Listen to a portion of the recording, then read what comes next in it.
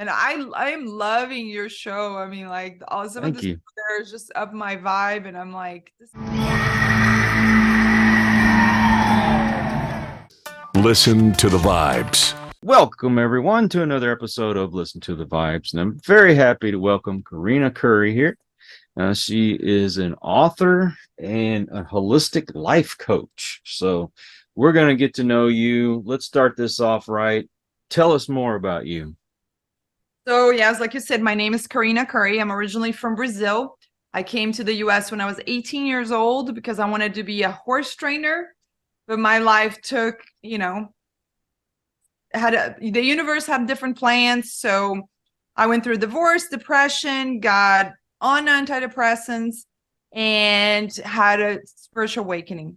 So I'm a life coach, and I specialize helping people towards healing. People who are thinking about getting into antidepressants, I try to steer them clear of that. And people wanting to get off antidepressants, I try to help them doing that too. So I like to help people go medication free, and find their path and their joy in life, again, without medication. Let's put it that way. Well, we talked a little before the show, and I told you I used to be on all those medications. It was for depression, anxiety, PTSD, and they didn't seem to work, or they were working opposite of what they were supposed to do. I was fortunate enough to meet someone who got me into meditation, and that's kind of what your book is about, right? Yes, it's called Awakening, a journey from medication to meditation. And that is exactly what happened to me, Kyle. My friends were like, okay, you got to go see somebody. They're so afraid for me because I'm so depressed. Like I would take my kids to school, I would go back to bed. Then I would put in a happy face, go pick them up, put them to bed, go back to bed. Like I had no joy in my life, right? So my friends are all doing intervention. You got to go see someone. I have a friend that's married to a doctor, knew a psychiatrist, send me to her. Oh, they book 30 minutes with you, 15 minutes, they build a report, and then they're like, okay, so you're depressed, blah, blah, blah. Here's the medication I think you should take. And then come back in 2 weeks, we'll see if it's working. You come back and you're like, well, it's not working. Let's up the dose. Then you come back Mm-hmm. in 2 weeks. Well, it's not working. Well, let's up the dose again. By the time it was over, I was taking the highest dose of Cymbalta. Then I Mm-hmm. couldn't sleep. So now they put me on trazodone. So Mm-hmm. I'm taking the highest dose of Cymbalta in the morning, then the highest dose of trazodone at night. Then I would during the day, I would take all this caffeine to get me going. And then I started having, like, every time I had to go to work, I started having panic attacks. So now I go back to her and she's like, oh, here's Xanax. Mm-hmm. So now my gut is not working, right? Because you're taking all this medication that messes up with your gut biome and messes up with everything. Now they're putting me on medication to go to the bathroom. I mean, by the time it was over, I had 5 or 6 medications. I was seeing 3 different doctors. It was ridiculous. I mean, and that's what big pharma wants. Oh It yeah. wants you. Their plan is for you to stay for the rest of your life into this medication. As a matter of fact, I know people who are my clients who've been on the medication for 30 years. And I said, why aren't you questioned? And like one of my clients, he was taking an antidepressant that caused high blood pressure. Now he's on high blood pressure medication. And then he's gabapentin, which is a medication for seizures. He never had seizures, but he had a brain surgery before. So they put him on that, but even though he never had it. I said, why aren't you questioning? And Xanax and all kinds of things. And I'm like, why are we not questioning our doctors? And I mean, I know a lot of doctors have the best intentions, but they're not healers. Okay, let's put it that way. They are trained by pharmaceutical companies. So they're there to you tell them what's wrong with you. They look at the protocol, what medication works for that, and that's what they're going to prescribe. They're not going to ask you, well, let's talk about meditation. Let's talk about exercise. Let's talk about the food you're eating. That could be it. All kinds of things. And nobody things that are scientifically proven to keep you from having to get on those drugs, but they don't send you that way, you know? So people, and I feel like sometimes people like just want an easy pill, you know, because that's what we program to do. Take a pill, we'll fix it. Well, it doesn't work that way. You have to put in the work. Yeah, pills were supposed to be a temporary thing, not a maintenance for the rest of your life. Yes. And And that's they a, most of them mask the sim, they don't really heal, they mask the problem, right? So it's not something you can get. Okay, so take it for a year and then we'll reassess. Well, I went back to my doctor and she's like, oh no, after 10 years, oh no, I don't recommend you getting off. And I'm like, no, I want to get off. She's like, no, then we're gonna have to talk about tapering down. It's no, go home and think about it and come back. So I went home and I create my own. I start researching, I create my own protocol, I start tapering off, and now I'm the happiest I've ever been. Imagine that.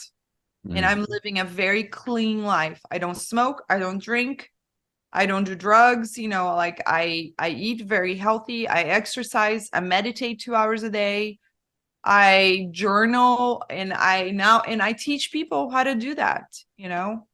Your body is this amazing vessel, right? I mean, if you think about it, I mean, I do the body talk all the time. I'm like, I love you, thank you, because they put up with a lot. I mean, think about it, all the damage we do to this body. Part of my coaching, it's mind, body, and spirit. So I know a lot about health because my clients need to, you know, I teach them about living a a healthier life, because that's important. Because also, you know, and I know you had some trauma from childhood, so did I. And we all do. We all have trauma because our poor parents learned from their parents, right? And it's different generation and all the dogma and bullshit that they had to deal with, that they taught us, and that's how we learn, right? We watch our parents and we watch what we do, and that's what we think it's right. Well, even though we grow up and we change our ways, that still stays in our subconscious, you know. So anyway, but yeah, you were like, so part of my program is like, you really need to learn about living a more holistic life, because a lot of those mental issues can be caused also by food, you know. For example, a lot of women have thyroid issues now. Well, it didn't start showing up until like 50 or 6 years ago, 60 years ago, if I'm not mistaken. But it has to do with all the heavy metal, the pesticides are in our food. And it's, you know, it's a lot, it's man, you see more in women. Well, there's things you can do. Also the thyroid medication only masks the issue, right? It doesn't heal. So, but they put up people on thyroid medication for the rest of their life. Well, there's things that they can do. For example, we're all iodine deficient. So, because, you know, iodine used to be in the bread.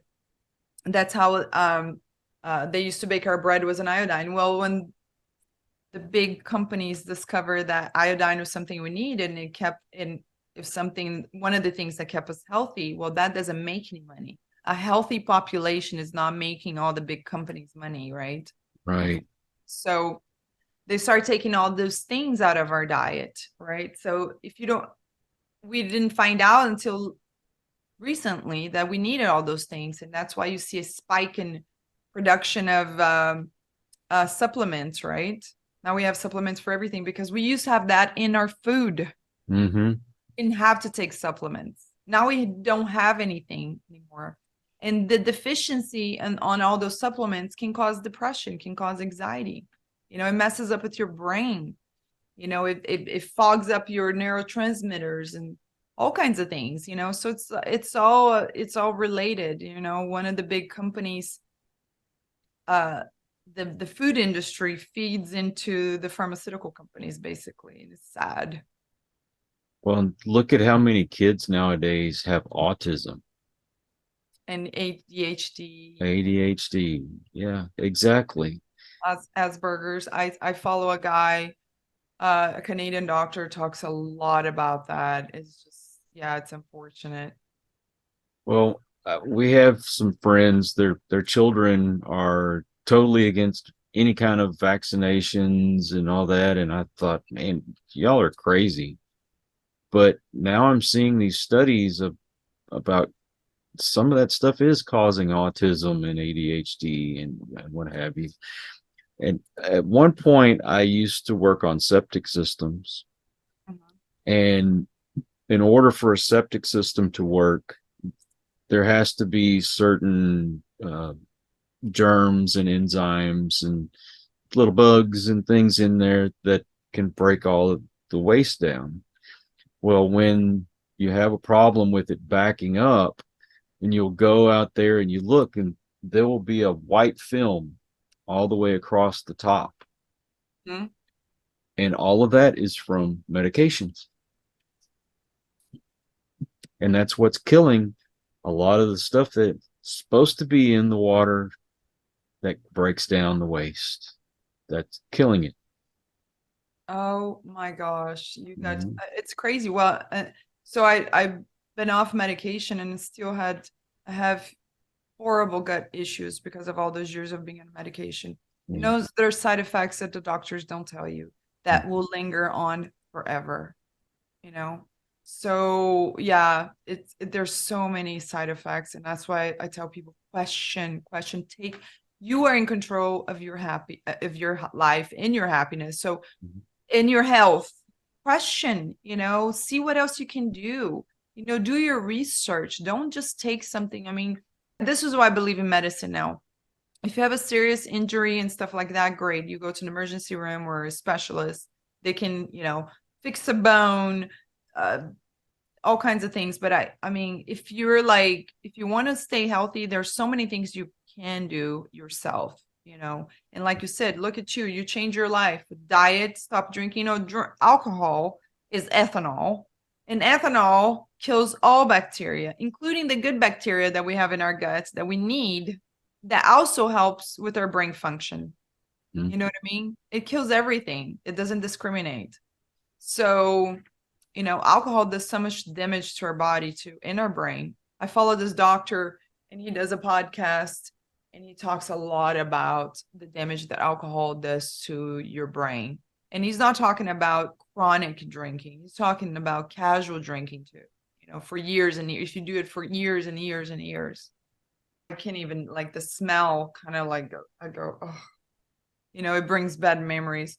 But see, a lot of people use alcohol and marijuana as a crutch Mhm. because you don't want to feel, like you and me who had, think serious things happen to us, and you don't think about that, but we don't realize that when you don't face your pain and you don't go, and you have to face that pain, you have to feel to heal. You don't Yeah. face that pain, you like go in there and release that, it turns into something putrid. It's like putting a banana in a purse, and you close the purse and you open in a couple months. The outside of the purse will still be looking good, but inside it'll be, you know, be nasty, right? Well, Right. that's how it is with trauma, that you don't actually heal.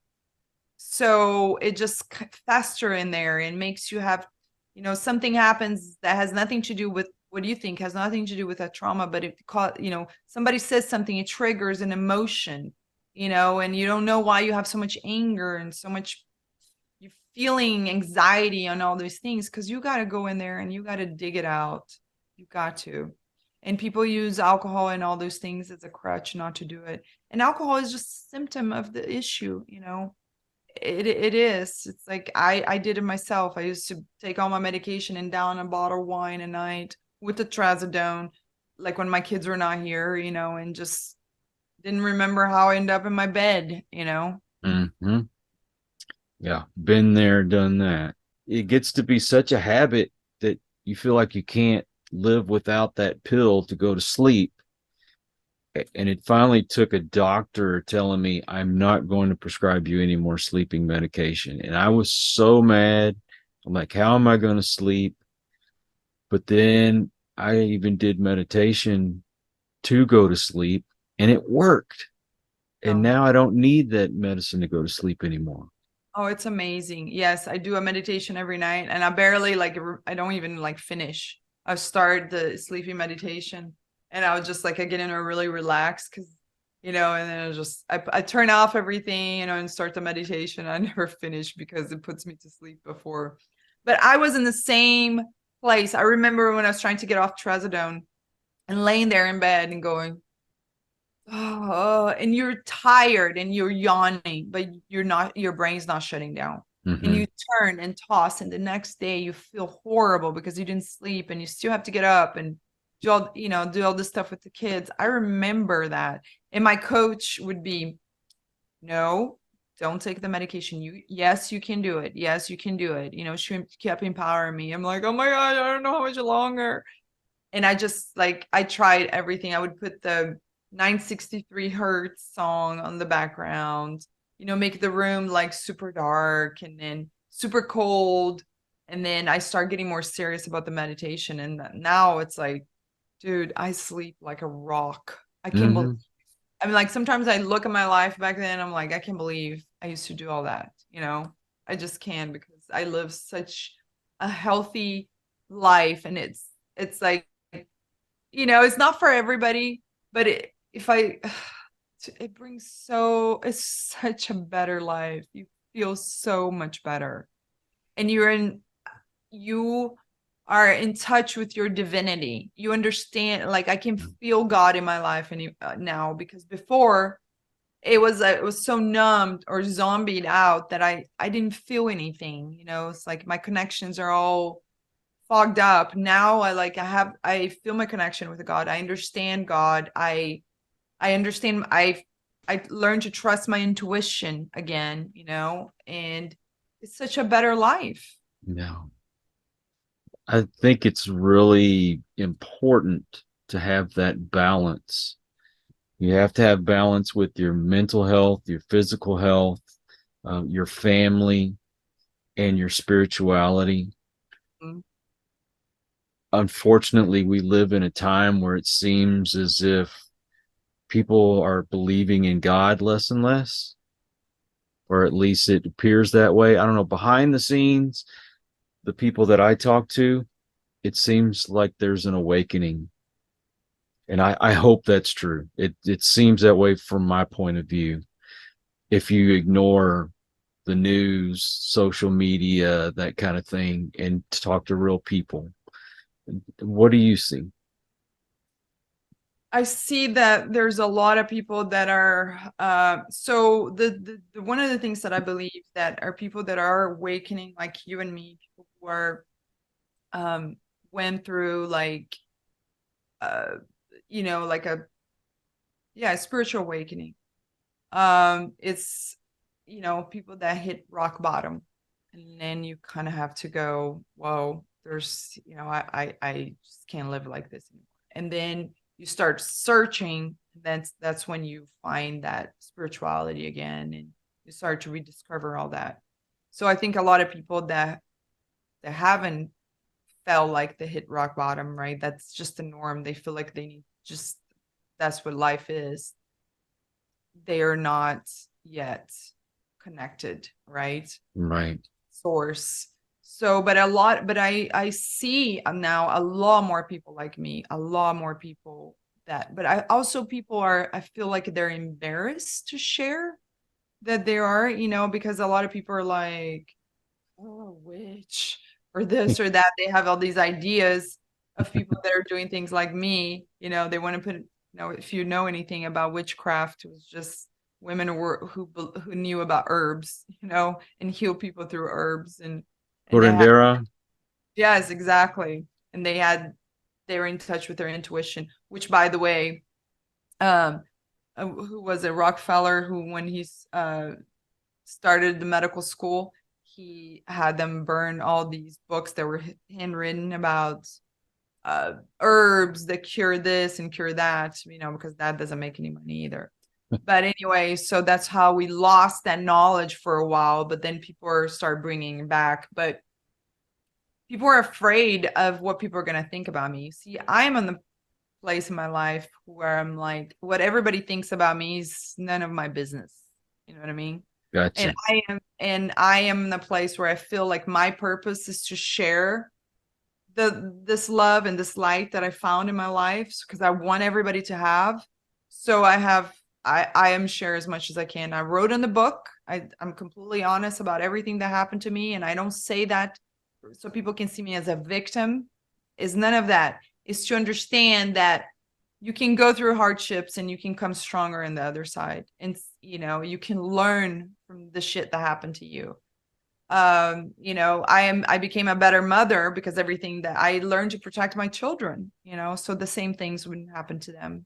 I was more honest with them about sexuality and everything. I was completely open, so they didn't feel like, oh my gosh, if something, because the way I grew up, if you get raped, like, I'm not talking about as a child, but as an adult, at the time that I grew up, they would be like, well, it's the woman's fault because she shouldn't be wearing that shirt, or she shouldn't be doing this, and it's like, no, I never want my daughter to feel like, no, it's never your fault. You know what I mean? So Right. I was able to search for the knowledge and be a better parent and teach my children to be aware of all these things, but also not to be afraid of their sexuality, because that's what happens when you're abused.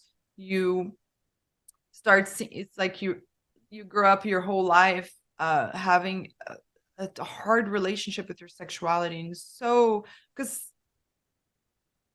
sex is beautiful, and it's it should be done of course conscientiously and all Yes. this stuff, but it should not be shameful. You should not be afraid of it. You should not, it's pleasurable. So all those things that I learned that I was able to share with my children, so I share in my book, everything that happened to me helped me be a better person today, a stronger person. And now I know how to help people because I can hold space. I can empathize with them because I've been there. Right. So I have no problem anymore. On the beginning, yes, I was like, oh, I'm not going to post a video because, but now it's like, screw that.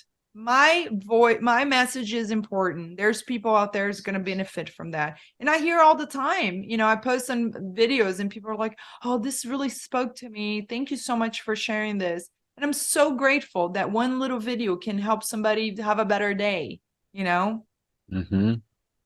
So And I'm like, I felt like my message for people, don't be afraid to share your message. Don't be afraid to be, spiritually awakened. God, is the source of creation. And that's the thing. I don't believe in going to church or anything like that to find God. God's within us. I call Godicles. We're all particles of God. yeah. And it lives with us. All you have to do is look within. We're all born good people. I really do believe that. We get, things happen on the way, and people that our mind is very subjective, and that's Yes. why I no longer watch TV. I do not pollute my mind with anything that's aggressive, angry, bad, nothing. All I watch is Gaia TV. Like, I don't watch the news. I mean, like, I tell my friends, if the world's coming to an end and please let me know, because I would not hear from the news. I hear you. Yeah, but I'm not going to pollute my mind with that bullshit. I'm sorry. That's allowed on the BS is allowed in here. I think it is, right? You can say that. Okay. We need to stop letting TV and social media raise our children. Spend time with your kids. Like you said, be open with them about sex, because you let them learn on the streets, they're going to learn the wrong thing. And you can already see that you can't always rely on schools to teach them correctly either. Children need to learn from their parents.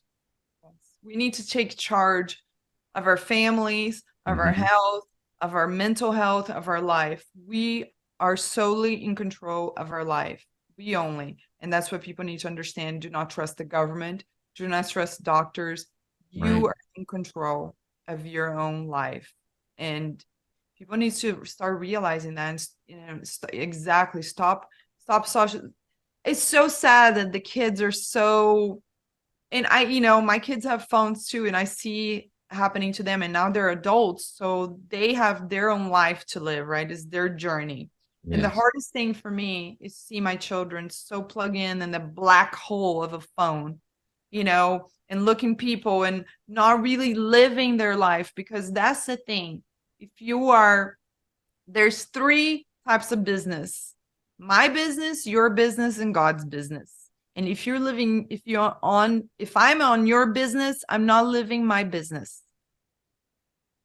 Right. And you have to live your business. You have to be living the present moment to be happy, So Sure. Do you have a website? I do. It's www.karina, Karina.life, Life, Karina.life. Well, as much as I avoid social media nowadays, I still have some social media accounts. How about you? Oh yeah, because that's how I get my message across. I post my videos and I post about books that I'm reading.